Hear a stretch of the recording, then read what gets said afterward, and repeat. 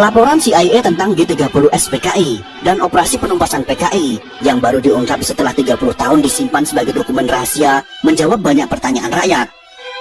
Jika bukan karena Maijen Soeharto yang tersisa dan mengambil alih komando pimpinan TNI Angkatan Darat, sejarah Indonesia pasti berubah. Republik Indonesia sudah pasti akan menjadi negara komunis. Banyak kemungkinan yang akan terjadi dan semuanya lebih buruk. Presiden kedua Republik Indonesia, siapa yang tidak mengenal beliau? Beliau tidak lain dan tidak bukan adalah Presiden Haji Muhammad Soeharto. Lahir dari keluarga petani di Kemusuk, Yogyakarta pada tanggal 8 Juni tahun 1921 dan meninggal di Jakarta pada tanggal 27 Januari tahun 2008 pada usia 86 tahun. Jasanya kepada bangsa dan negara juga tidak bisa disepelekan. Akan tetapi bagi kaum komunis hal ini sangat bertolak belakang. Kaum komunis sangat membenci Presiden Soeharto karena beliaulah yang menghancurkan komunis di negara tercinta ini.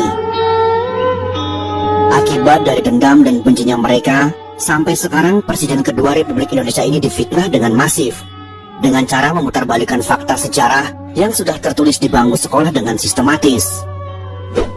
Dari keadaan yang seperti itu, maka kami sebagai salah satu generasi yang mendapatkan pendidikan Pancasila saat sekolah di masa beliau masih menjadi presiden, merasa ada tanggung jawab untuk memberikan jawaban atas tuduhan miring terhadap beliau, untuk mengimbangi informasi-informasi yang menyudutkan beliau, terutama bagi generasi muda yang tidak tahu menahu tentang sejarah masa lalu bangsa ini.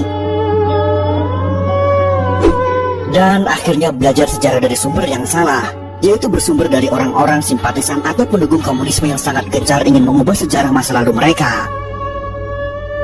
Beberapa pemimpin dunia yang memuji Presiden Soeharto dalam pernyataannya. Berikut ini adalah pernyataan tersebut. Dr. Mahathir Mohamad, mantan Perdana Menteri Malaysia, mengatakan, krisis ekonomi tahun 1998 memang dirancang untuk menjatuhkan Pak Harto. Jika Pak Harto tidak jatuh, Indonesia akan jadi negara maju.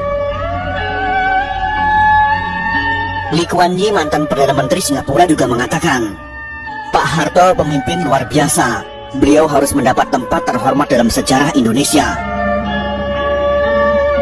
Sedangkan Sultan Bolkiah dari Kerajaan Brunei mengatakan,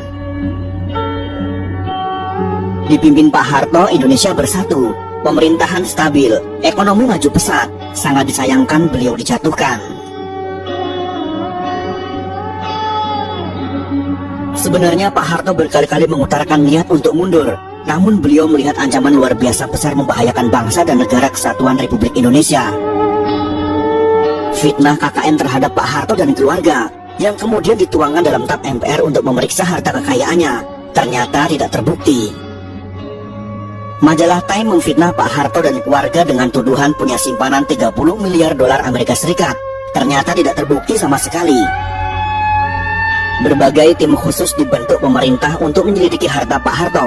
Satu pun tak menemukan rekening yang mencurigakan di perbankan asing. Silahkan cari kemana saja. Jika terbukti saya ada simpanan 1 sen saja, saya siap dihukum mati, kata Pak Harto. Semua tuduhan itu adalah fitnah. Belakangan terbukti Pak Harto dijatuhkan oleh konspirasi global, yaitu Partai Demokrat Amerika Serikat, Partai Komunis Cina, dan sekutunya yang berkolusi dengan kelompok anti Soeharto. Penyebab utama Pak Harto dijatuhkan adalah karena kemesraan dan keberpihakan Pak Harto yang sangat besar kepada umat Islam sejak tahun 1986. Ternyata ada pihak-pihak tertentu yang marah. Republik Indonesia merdeka pada tahun 1945. Namun kemerdekaan umat Islam Indonesia sejatinya baru terjadi pada tahun 1986 sampai 1987 setelah Pak Harto berpaling ke Islam. Sebagai manusia, Pak Harto sudah pasti tidak sempurna. Ada kelemahan, kesalahan, kekurangan, namun beliau tetap pahlawan. Jasanya luar biasa besar. Terbukti pada beberapa hari setelah Partai Komunis Indonesia melancarkan gerakan 30 September, Partai Komunis Indonesia, membunuh para pimpinan TNI Angkatan Darat, ulama-ulama, dan tokoh-tokoh anti PKI di seluruh Indonesia. Dari dokumen rahasia CIA yang sudah boleh diakses publik ditemukan catatan pejabat CIA tentang pertemuan pertama CIA dengan Pak Harto pada awal Oktober tahun 1965. CIA belum pernah membuka ke publik. Pak Harto juga tidak pernah mengungkap mengenai pertemuannya dengan CIA beberapa hari setelah G30 SPKI di Jakarta. Laporan CIA itu menyebutkan bahwa setelah PKI melakukan Gestapo atau Gerakan September 30, TNI Angkatan Darat dipimpin oleh Maijen Soeharto berhasil menggagalkan PKI untuk kendalikan NKRI. Faktor utama kegagalan Gestapo PKI menurut CIA adalah timing yang tidak tepat. Gestapo dilakukan 5 hari sebelum hari ulang tahun TNI pada tanggal 5 Oktober tahun 1965 adalah kesalahan fatal. Gestapo PKI dilancarkan pada saat seluruh pasukan TNI dan pimpinan TNI sedang berkumpul di Jakarta, mobilisasi pasukan dalam rangka hari ulang tahun TNI. Kesalahan fatal kedua PKI adalah meremehkan sosok Soeharto, yang hanya seorang panglima pasukan cadangan TNI Angkatan Darat. Dulu Kostrat tidak prestisius. Panglima Kostrat yaitu Maijen Soeharto sebagai pimpinan pasukan cadangan pada saat itu memang tidak diperhatikan PKI sebagai pimpinan utama TNI Angkatan Darat. Underestimate terhadap Soeharto juga disebabkan karakternya yang tidak menonjol. Soeharto tidak terseret dalam faksi tertentu di Angkatan Darat.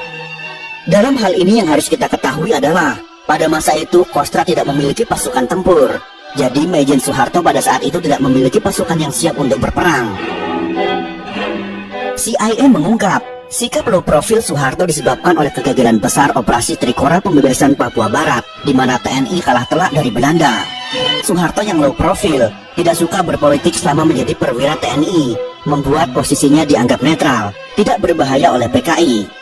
Di internal TNI pada saat itu, ada TNI faksi pro Soekarno, seperti Jenderal Ahmad Yani, ada faksi pro Abdul Haris Nasution, yang anti PKI, dan faksi TNI yang pro dengan PKI. Dari film G30 SPKI yang dibuat berdasarkan fakta sejarah itu, rakyat tahu bahwa sempat timbul pro kontra di Politbiro PKI mengenai Jenderal Ahmad Yani. Keputusan PKI untuk menculik dan membunuh Jenderal Ahmad Yani yang Soekarnois didebat anggota Politbiro PKI. Akhirnya bulat disepakati Jenderal Ahmad Yani masuk daftar korban.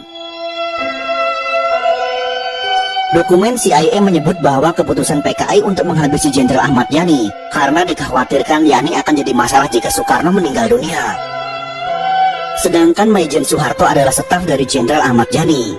Pak Harto tidak termasuk pimpinan TNI Angkatan Darat yang diperhitungkan oleh PKI. Inilah kesalahan fatal Gestapo PKI. Laporan CIA jelas menyebut ada kesalahan analisa Politbiro PKI dalam menyusun daftar korban. PKI tidak memperhitungkan kemampuan militer Soeharto. Secara politik, benar Maijen Soeharto sudah tamat karena memalukan Soekarno. Secara militer juga tamat karena hanya jadi panglima pasukan cadangan. Dari perspektif faksi militer, Soeharto tidak masuk faksi manapun.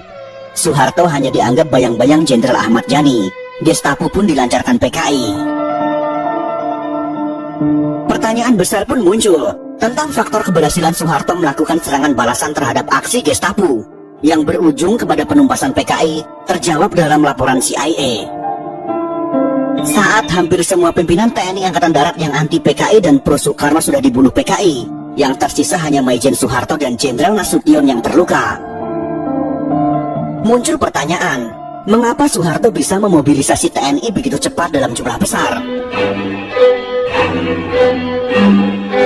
Ada dua alasan untuk menjawab pertanyaan ini. Yang pertama, sebagian besar pasukan TNI ada di Jakarta dalam rangka hari ulang tahun TNI pada tanggal 5 Oktober tahun 1965. Yang kedua, Soeharto adalah mantan Panglima Trikora, satu-satunya jenderal yang berpengalaman dalam memobilisasi pasukan TNI dalam jumlah besar yang luput dari analisa PKI. Soeharto sebagai mantan Panglima Operasi Trikora sangat berpengalaman memimpin, memobilisasi ratusan ribu pasukan dari 3 matra TNI. Sekakmat TNI berhasil membalas aksi PKI. Bagi Soeharto memerangi pemberontakan PKI tahun 1965 sama seperti perang lawan pasukan Belanda. Hanya saja PKI lebih lemah daripada Belanda. Laporan CIA tentang G30 SPKI dan operasi penumpasan PKI yang baru diungkap setelah 30 tahun disimpan sebagai dokumen rahasia menjawab banyak pertanyaan rakyat. Jika bukan karena Maijen Soeharto yang tersisa dan mengambil alih komando pimpinan TNI Angkatan Darat, sejarah Indonesia pasti berubah. Republik Indonesia sudah pasti akan menjadi negara komunis. Banyak kemungkinan yang akan terjadi, dan semuanya lebih